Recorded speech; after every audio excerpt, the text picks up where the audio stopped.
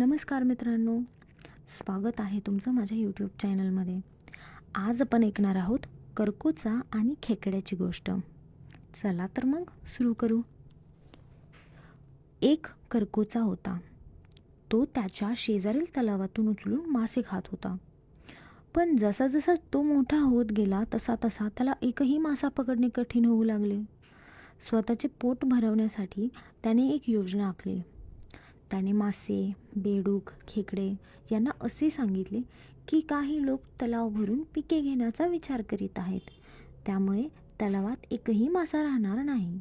मला या गोष्टीचे फार वाईट वाटते आणि मला तुम्हा सर्वांची उणीवही भासेल. मासे फार दुःखी झाले. त्यांनी करकोचाला मदत करण्यास सांगितले. करकोचाने त्या सर्वांना एका मोठ्या तलावात नेण्याचे वचन दिले. परंतु म्हणतो कसा, मी म्हातारा झालो असल्याने मी तुमच्यापैकी फक्त काहींना एका वेळी नेऊ शकतो. करकोचा माशांना एका खडकावर घेऊन जायचा, मारायचा आणि खाऊन टाकायचा. प्रत्येक वेळी जेव्हा त्याला भूक लागायची तेव्हा तो त्यातील माशांना खडकावर घेऊन जात असे आणि खात असे. तलावात एक खेकडाही राहत होता. त्याला मोठ्या तलावात जायचे होते.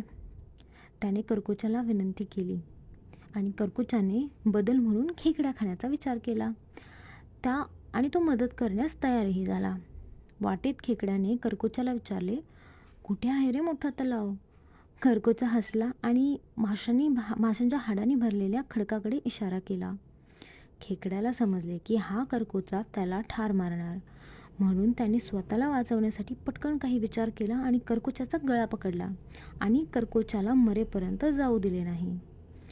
तर बरं का मित्रांनो, यातून बोध असा घ्यायचा की प्रसंगावधान म्हणजे जशी परिस्थिती असेल तसा योग्य आणि त्वरित निर्णय घेतला पाहिजे. म्हणजे जेव्हा धोका असेल तेव्हा त्वरित निर्णय आणि कार्य केलं पाहिजे आणि नेहमी प्रसंगावधान राखलं पाहिजे. कशी वाटली तुम्हाला आजची गोष्ट? लाईक करा आणि सबस्क्राईब करा.